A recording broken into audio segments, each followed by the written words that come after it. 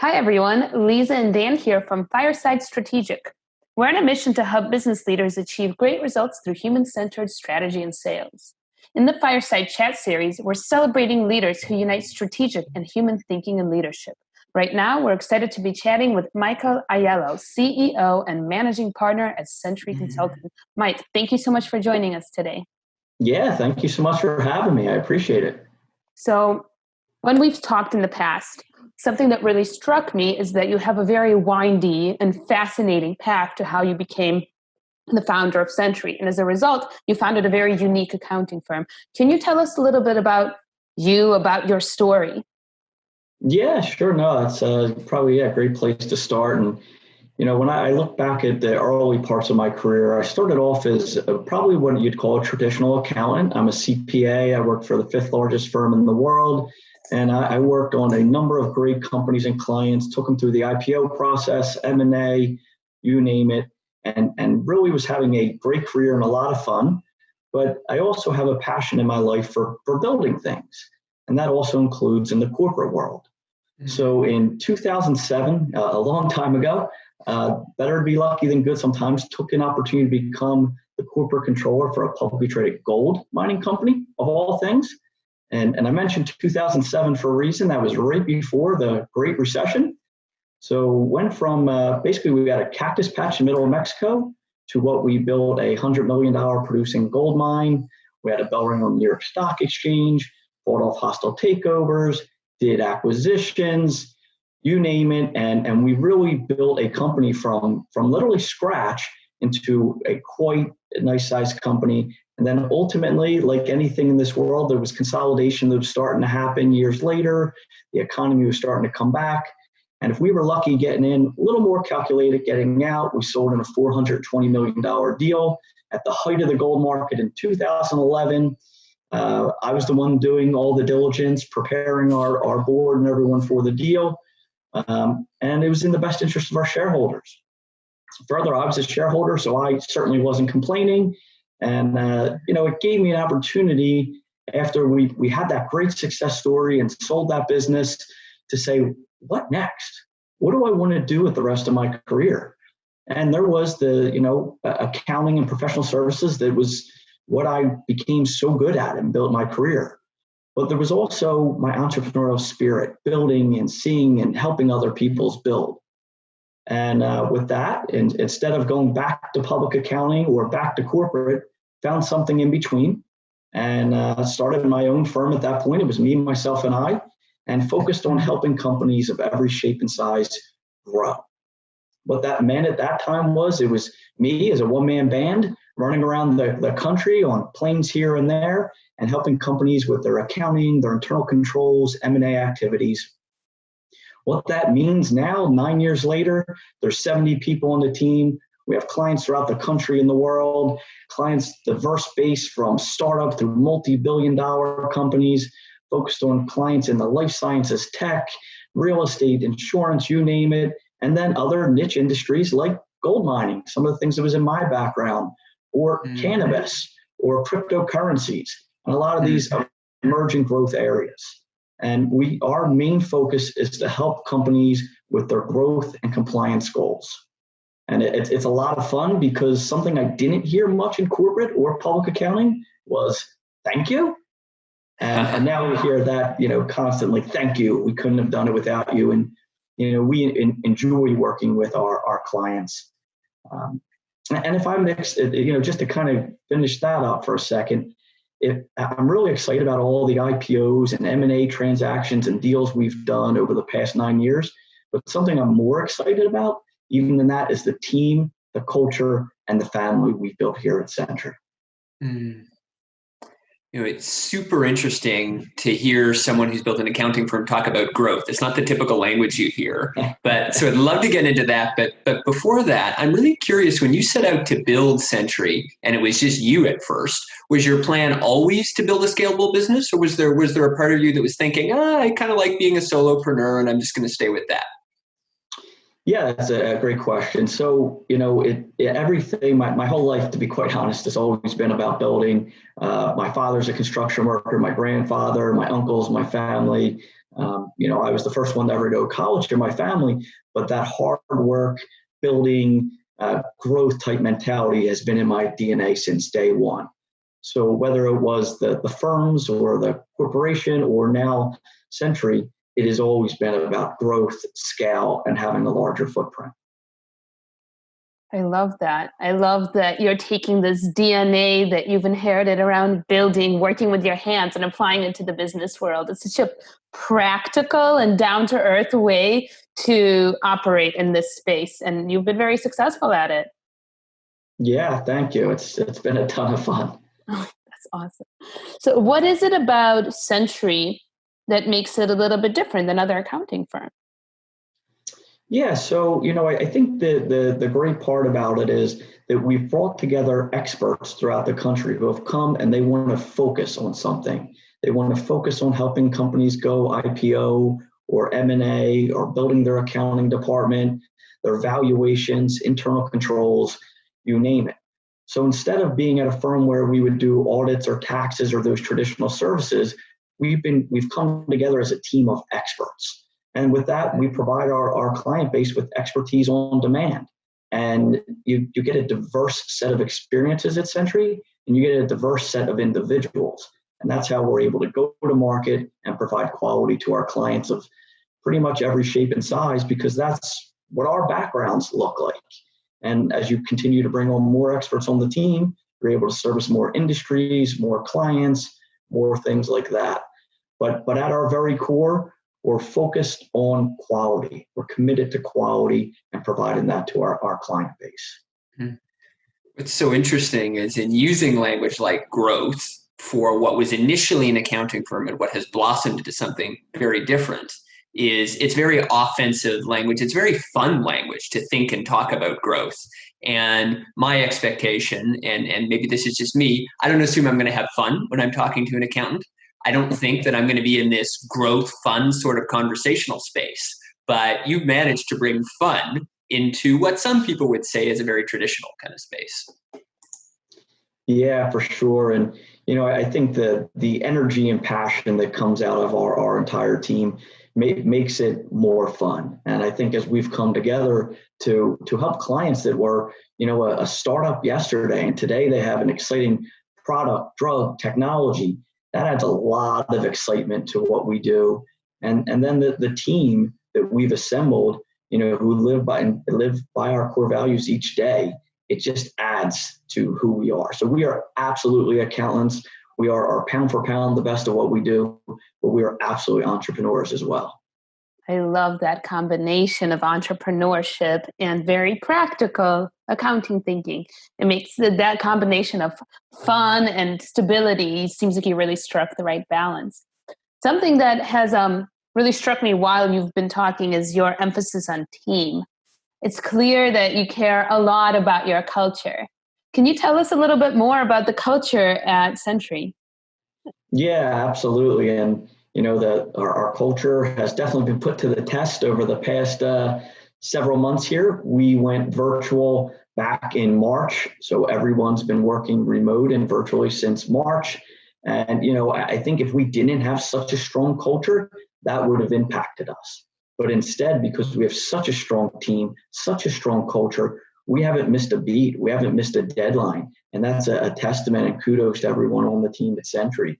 And, we live by our core values and being collaborative, being entrepreneurial and networking, of course, being technical and sound at what we do, responsive and taking initiative. And that's a big focus. But having to take our culture virtual, that was a challenge. But we've really stepped up. I have a lot of great people on the team that immediately focused on whether it be Zoom happy hours, Zoom training events. I have a lot of great folks that it's fantastic to work with each and every day who are focused on technology and making sure we roll out the right technology platforms to do our jobs, but to also train, develop, onboard, and everything else here at Centri. And it really is core to who we are. We're focused on growing, focused on working in a team, collaborating. And for a firm like ours, we were very used to being with each other. We didn't really have a work from home culture. It was, let's work together, let's play together, let's party together, whatever it may be. So finding a way to do that from afar was, I think a little challenging at first, but then we really just enacted a lot of our plans, to communicate more, to over communicate, to have more town halls, more meetings, more Zoom happy hours, more software to have team management, and being powered by Microsoft Teams and some of these great tools out there nowadays has definitely helped with that. So important to have that strong cultural foundation for further growth. You mentioned the importance of values. How do you hire for the right values to ensure that culture remains strong? Yeah, absolutely. It's the number one thing we're always looking for. It has been a talent war out there to get the right people on the team, but no matter what, we've adhered to bringing on the right cultural fits. So if it's someone who is more of an individualist or is not a team player or is more focused on putting people down instead of picking people up, yes, they're not a fit for Centri. And even if they ever snuck through, they don't make it very long at Centri. So we've really honed our skills over the years to test for technical ability, yes, but a heavy part of our interview process is on cultural fit. Hearing their story, their background, even how they talk about their coworkers. Did they talk about the team they were a part of, or did they talk about their subordinates? Did they talk about winning together, or were they focused on their self and their own career path or whatever it may be, and who cares who they step on the way to the top? That just doesn't work at Centri, and we've known that since day one. And as hard as we work and the deadlines that we meet, if you don't like who you're working with, it's going to be really hard to get through. And then as a business, you're not going to have engagement, you're not going to have retention, and you're going to have turnover. And that for an accounting firm is awful, but for any business, it's awful because that's your IP, that's your team, that's your culture. And you don't want to see that walking out the door. So you can't let any cancers get into the mix that could hurt your culture. It is our crown jewel at Centri, and it's our most important asset. It's such a beautiful way of looking at culture and the importance of hiring people that care about the cohesion of the team, in effect, builds a cohesive team. You've built this beautiful lattice that's so powerful, that's so strong, and it's great to see that you're doing such a good job, transcending the challenges of the current situation of the pandemic. I'm curious, you've talked a little bit about how, the culture has been tested throughout COVID. I'm curious what other things have changed. Have your client needs changed? Has the way that you hire changed? Like, how are you having to operate to lead this business differently during these really crazy times? Yeah, fantastic question. So, the first part I guess I'll mention there is, I am very fortunate to have a leadership team around me who has been focusing and planning for a potential recession since December 2018. So putting our strategies together, our plans in order, and what we would adhere to when a recession showed itself. Although none of us planned it coming with the pandemic, that's for darn sure. Did anybody? Yeah. We did, however, know that this world is cyclical. We knew that something would eventually change in the markets and the economy, and that we would need to be prepared for it. So each of those things that we talked about since 2018, we have continued to put in place. We didn't panic, we didn't pause, we enacted the plan. So whether that's continuing to invest in technology, continuing to invest in marketing, invest in training, invest in the culture, all those things that sometimes fall when you're in the middle of a recession or a pandemic or uncertain times, if we call it that. And we've continued to make sure we diversify our business model and stick to our core values all along. So if that's the recession side of it, and because of that, I'm also very fortunate to say we've really thrived over the past several months. And that, again, is a testament to the team, the business, and the firm that we've built today. from the pandemic perspective, what we did from even the early rumblings of it in March was we had even more communication, which was at first in person and quickly became virtual on Zoom and Teams. And we over communicated to our teams. We told them that nothing was more important than their safety. And we explained why we were making the decisions we were making so that there was no confusion. And in the early days of this, and you guys probably remember, and it still is uncertain, there was questions of, well, why can't we come to the office? Can't some people come? What if you don't have to take public transportation and I can walk in? And we explained in very specific terms, but also plain English. And I personally said, I don't know how I can keep everyone safe as they go to the subway and their trains and elevators and get to our floors. I don't know how I can keep everyone safe. In addition, I don't know how I can avoid business interruption if, what do? Line up outside at 7 a.m. and 2 by 2 go into the building and 2 by 2 on the elevator and you get upstairs. What if you forgot your lunch? Now what? Do you go back out and start over at 5 o'clock? Do you line up and 2 hours later we're outside safely?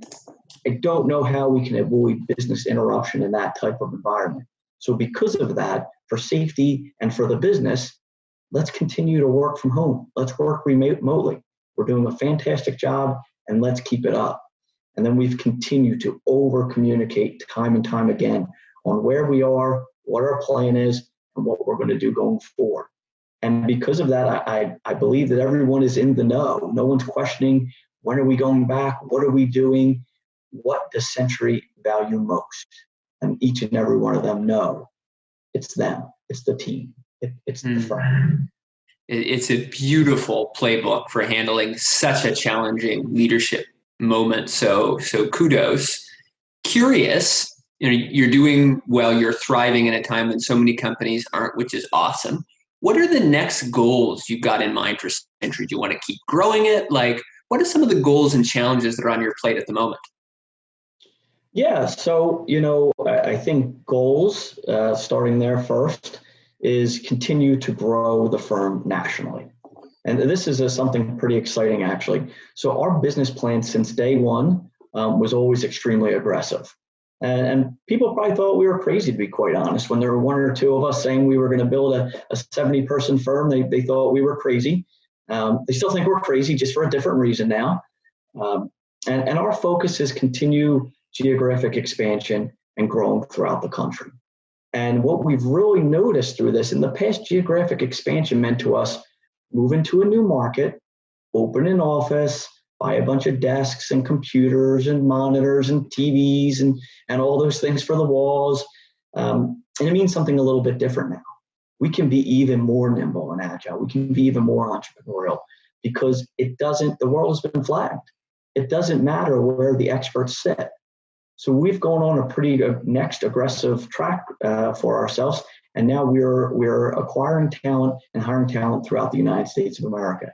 We've picked 9 cities that we're focused on hiring in, the usual suspects of Boston, Chicago, looking at other emerging markets like Charlotte, Tampa, Houston, et cetera, and continuing to bring on the right talent and the right fits for the culture so that we are going to be able to capitalize on this environment that we're in and bring on expertise everywhere and be able to serve our client base throughout the country and the world with having more people and more places. And it's a really exciting time as we look at it, as we recruit, as we facilitate that, as we set our operations up for all that growth. I love how forward-looking you are. Your optimism is very contagious, but it's optimism that's still very grounded. And I'm feeling so energized by kind of this growth and the fact that you've been so agile in responding to the current market, and you've seen the silver lining, like, hey, things are getting flat. We can hire in other cities. It's really impressive. Yeah, thank you. And it's what we've adhered to all along. And it is really exciting, and it's great to be able to adhere to your business plan, but if need to adjust the playbook, and to grow. And that's what entrepreneurs do. And it's a lot when we talk to our client base as well. This is not necessarily a time to panic and hunker down. You should focus on your numbers and make sure you know what your forecasts look like and where you've been, but you should be focusing on what you're going to do on the other side of this. The thing about a recession or any other black swan that flies into our lives, it doesn't necessarily last that long in the grand scheme of things. Right. So a recession, if we just stay there a year, or the last one was a little bit longer, a year and a half or so, but in the grand scheme of things, what are you focused on the other side of that? And if you're focused on the future, everything else becomes a little more clear. Such a beautiful way to embed long-term thinking in our decision-making, both as individuals and as businesses. Yeah. So now we're kind of reaching the end of our time together. A question that we love to ask our interviewees towards the end of the interview. So we've talked about a lot of serious things. We've talked about business. We've talked about growth. But we are really curious, during this time of lockdown, a very unusual period in history, what has Mike been doing for fun? Yeah, that's a great question. So I have two young sons. I have a 9-year-old and a 6-year-old. And, I'd love to say that pre-COVID, I was home for dinner every night and, we were playing catch in the backyard. But with my schedule and flying around the country and the world, that wasn't the case. And today I'm embarrassed that was the case. But I was building and growing and doing the best I could to provide for my family. But now in this environment, I see a lot of silver lining. So I'm home for dinner every night. I'm playing catch or a sport or something with my children every night. We're going camping and hiking and fishing. And by the way, that's not really necessarily my style, but it is now. So we're very outdoorsy. We're doing all these things. We're getting so much family time together. And I know that when I look back in years to come, I'm really going to look back and I feel awful for what happened to the world, what happened to everybody in this time. It is awful. But when I think about my family dynamic, I'm getting hours and days that I would not have had with my children. And I can't think of anything other than silver lining there. It's wonderful to hear. And what's so wonderful, there's many things that are wonderful about it, but one of them is that there's a myth that you can't really invest enough time in growing a business if you're spending time with your family. A lot of people believe that, and you've just proven that it's not true. You can have both. Yeah. So and today it's made it all easier for us in some crazy weird way. We have more hours in the day that we're not on, trains and planes and commuting an hour, 2 hours in and out of the city. It really gives more time to focus on what's important and really put life into perspective. Well, you definitely helped us put business and life in perspective in this interview. So appreciate you coming on the show. Really appreciate your insights. And it was a pleasure having you, Mike. Yeah, thank you for having me. It's been my pleasure.